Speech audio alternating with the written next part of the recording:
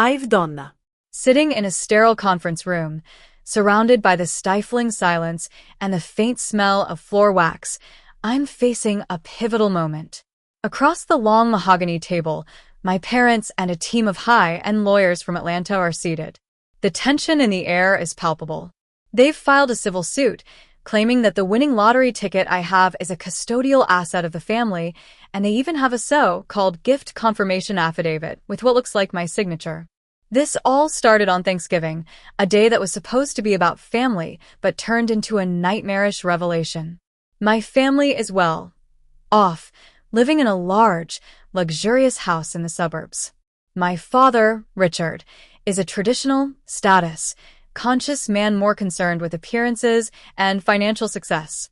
My mother, Victoria, is controlling and vain, always trying to shape the family image to fit her ideal. They've always had a favorite daughter, my older sister, Grace, who's 30.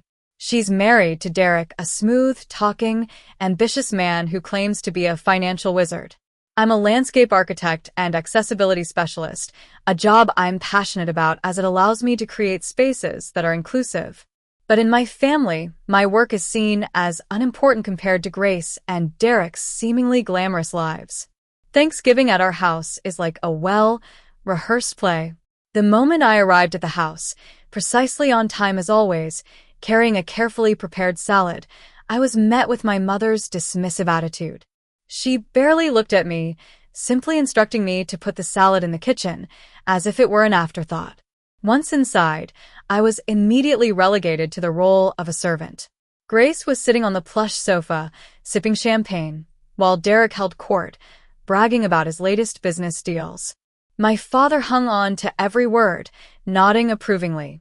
I was expected to fetch drinks for Derek and help with the catering, even though I have a master's degree and a successful career outside of this toxic family environment. The gift-giving part of the evening was when the real cruelty showed. My parents announced a special gift for Grace and Derek, a luxurious Caribbean cruise. They presented it with so much fanfare, as if it were a symbol of the family's success. Then, my mother turned to me, pulling out a crumpled $2 scratch-off lottery ticket from her pocket. She laughed, along with the rest of the family, saying it suited my situation better. Derek even sneered, saying luck was the only strategy left for those who couldn't build real wealth. I felt the humiliation like a cold slap in the face, but a strange clarity washed over me. I forced a polite response, but inside, I was seething. It was then that my 85-year-old grandmother, Eleanor, spoke up. She was the only one in the family who saw me for who I was. She called out my parents for treating me so poorly, but my mother quickly swooped in, pretending to be concerned for her, and escorted her out of the room. As Eleanor was being led away, she locked eyes with me and gave me a sharp nod, then glanced at her old leather bag on the chair. I knew she was trying to tell me something. So, when I had the chance, I grabbed the bag and left the house without saying goodbye. I drove home, the bag on the passenger seat feeling heavier than it should. I couldn't shake the feeling that something was very wrong. In the days that followed, I was haunted by the events of that night and the strange documents I found in my father's study. I discovered a high-interest loan agreement that my father had signed with a shell company owned by Derek. The collateral was my grandmother's house, and the signature on the document was clearly forged, taken when my grandmother was in the hospital, drugged and vulnerable. During this time, I also found out that I had won the $100 million lottery. But instead of joy, I felt dread. I knew my family would stop at nothing to get their hands on the money. Thanks to a lead from the bag, I reached out to an attorney, Mr. Harris, who had been my grandmother's lawyer for years. He told me that my grandmother had set up a trust for me years ago to protect me from my family's greed.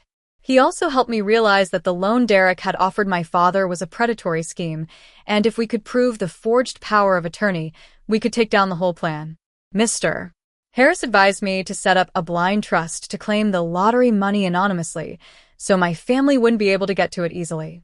But my family wasn't going to give up. When the news of the lottery win broke, they started to act. They sent me desperate messages, and then Derek filed a preemptive dispute with the Lottery Commission, trying to freeze the payout. They also pressured my sister Grace to be part of their scheme, but when I confronted her, she finally admitted that she knew about the loan on my grandmother's house.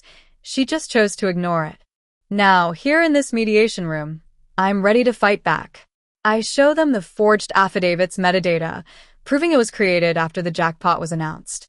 I also present a notarized statement from my grandmother, written in the hospital when she suspected what was happening. It details how my parents and Derek tried to steal her house. I tell them that I've already paid off the mortgage on my grandmother's house, and that in exchange for dropping the criminal charges, they must sign a permanent restraining order and forfeit all future claims against my grandmother and me.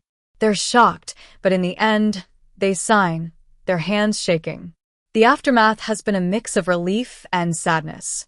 Derek is facing multiple lawsuits for his predatory lending practices, and my parents' social standing has crumbled. Grace has reached out to me, saying she wants to change. She's gotten a job and is trying to learn how to be independent. I've rented a small cottage on the edge of town, where I've been working on restoring a garden. I've also established the Eleanor Foundation to help women in creative and technical fields who've faced similar financial abuse. The $100 million has given me the power to break free from my family's control, and I'm finally learning to stand on my own 2 feet.